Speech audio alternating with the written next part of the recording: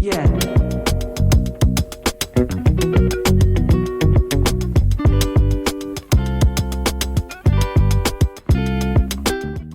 Pourquoi avoir créé cette ASBL? Alors, j'ai créé cette ASBL, donc je suis professeure de psychopédagogie, parce que j'ai eu des étudiants qui disparaissaient en deuxième, voire troisième année, infirmières ou institutrices, et je savais qu'elles voulaient avoir leur diplôme et elles étaient extrêmement studieuses, et donc je me suis intéressée à la question. Alors, on m'a dit que ça ne me regardait pas, puis on m'a dit, vous ne pouvez pas comprendre, c'est une histoire de tradition, puis on m'a dit qu'elles étaient mariées de force, et elles retournaient dans le pays d'origine, et elles n'auraient pas leur diplôme. Alors j'ai trouvé ça injuste et anormal, et comme j'avais ça chaque année, je me suis dit que j'allais en parler, et j'en ai parlé, et je me suis rendu compte qu'il y en avait dans toutes les classes, et que beaucoup de professeurs avaient ce problème-là, et qu'on ne faisait rien, et donc j'ai voulu créer quelque chose. Quand est-ce qu'elle a été créée? C'est un groupe qui a été créé d'abord il y a 12-13 ans au sein d'un groupe violence intrafamiliale où on ne parlait pas de mariage forcé. Et j'ai demandé qu'on fasse un sous-groupe mariage forcé parce que je trouve que les mariages forcés sont des violences intrafamiliales. Et donc ça a été accepté, on n'était que 3 au départ. Et puis c'est devenu une réelle ASBL en 2015. D'accord. Vous pouvez nous dire quelle prise en charge vous offrez aux personnes qui viennent vous demander de l'aide? Alors, on a 2 objectifs. D'abord, un objectif d'information du grand public et de formation aux instituteurs, aux professeurs, à tous les professionnels de l'action sociale. Et quand on a bien informé, etc., on s'est rendu compte que les cas arrivaient et pleuvaient, et donc on les aide. Alors, comment les aide-t-on ?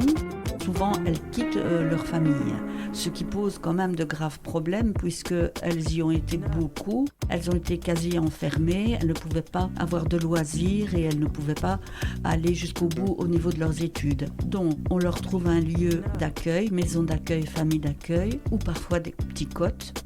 On les aide au niveau RIS, c'est-à-dire qu'elles ont droit à un revenu d'intégration minimum par le CPAS.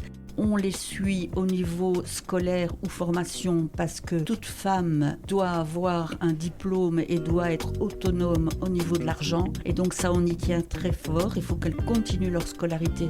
Alors que dans ces familles patriarcales, on leur interdit et elles peuvent travailler. Donc on les amène jusque-là. Et puis, il y a toute une aide pluridisciplinaire parce que ce sont des filles cabossées, des filles qui ont subi des violences de tout type. Et donc, il faut une aide sociale, mais aussi psychologique, pour qu'elles se refassent une santé mentale et acquièrent assez d'estime d'elles-mêmes pour faire des choix personnels. D'accord. Est-ce que vous avez des bâtiments, des lieux où les femmes puissent venir vous voir justement ? Oui, alors on a un bureau à Frameries dans un centre de santé, mais ce n'est pas là qu'elles viennent souvent, parce que ce sont des filles qui ont peur de tout, qui se font suivre par les frères, qui ont des menaces de mort à répétition et des violences. Et donc nous allons dans les lieux de vie, nous avons rendez-vous avec elles dans les écoles, dans les hôpitaux, dans des lieux sécurisés, parce qu'elles ont trop peur. Donc on doit s'organiser, c'est un petit peu difficile. Est-ce que ça impacte votre morale de rencontrer des femmes comme ça qui sont blessées et des hommes aussi, comme vous en avez parlé ? Bien sûr, ça impacte le moral, c'est dur. Ça impacte parce que ce sont des violences extrêmement dures, perpétrées par des familles, père et mère. J'ai aussi suivi l'affaire de Sadia. Quand j'ai été appelée pour l'affaire de Sadia, elle était mourante, sous les coups de revolver de son frère. Et ça m'a marqué particulièrement. Alors oui, je sais me refaire une santé mentale, mais c'est vrai que c'est dur et que j'ai besoin parfois de m'envoler ailleurs pour essayer d'oublier ces cas. On ne les oublie jamais, mais enfin de pouvoir prendre du recul. Alors, vous avez parlé des garçons, oui. On a eu, sur les 101 cas qu'on a déjà traités, on a eu 7 garçons, un hétérosexuel et 6 homosexuels. Les homosexuels, on voulait les marier de force. C'est le mariage thérapeutique pour qu'ils deviennent hétérosexuels. Autant vous dire que ça ne marche pas. Et qu'ils nous ont demandé de l'aide. Et puis un hétérosexuel qui devait épouser sa cousine pour faire plaisir au père et qui ne voulait pas parce qu'il avait une petite amie auquel il tenait particulièrement. Est-ce qu'il y a un suivi au niveau de la police pour les familles et tout ça Oui, notre objectif c'est qu'elles portent plainte, mais elles ne veulent pas porter plainte parce qu'elles ont été éduquées dans l'idée que la police c'était extrêmement dangereux et qu'ils ne les comprendraient pas. Et puis elles ne peuvent pas normalement parler aux ASBL. Et donc nous, ce que nous faisons, c'est que nous voulons que ça soit reconnu.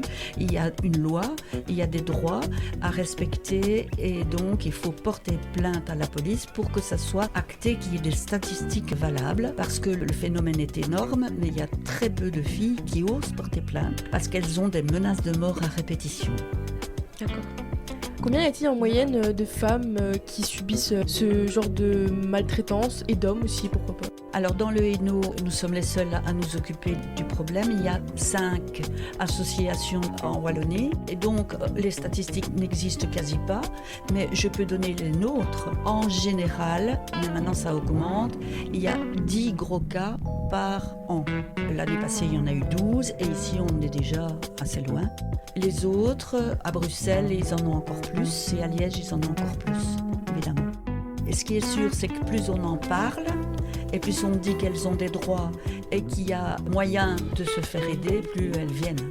Et plus la parole s'ouvre, parce qu'avant c'était tabou et on n'en parlait pas, on disait que ça n'existait pas. Et maintenant, grâce à des actions comme on fait ici à l'école de nursing, les jeunes à partir de la 4e sont au courant que ça existe et sont au courant qu'ils peuvent aider, qu'ils peuvent relayer les problèmes. Le mariage forcé, c'est la violence la plus horrible qu'on peut faire à une femme, c'est de se retrouver toute la vie avec quelqu'un qu'elle n'a pas choisi et qu'elle n'aime pas particulièrement. Est-ce que vous avez d'autres idées pour parler plus de votre ASBL justement, pour que plus de femmes sachent qu'elles peuvent être aidées? On essaye par tous les moyens, on n'est pas nombreux. Je suis présidente mais bénévole et il y a une assistante sociale maintenant à mi-temps depuis 2 ans, payée par la région wallonne. Tous les autres membres du CA sont bénévoles, donc c'est pas énorme pour toute une province. On est appelable jour et nuit par notre numéro de téléphone, mais on ne sait pas faire de miracle. Ce qu'on essaye quand même de faire, c'est d'aller aussi vers les tout publics.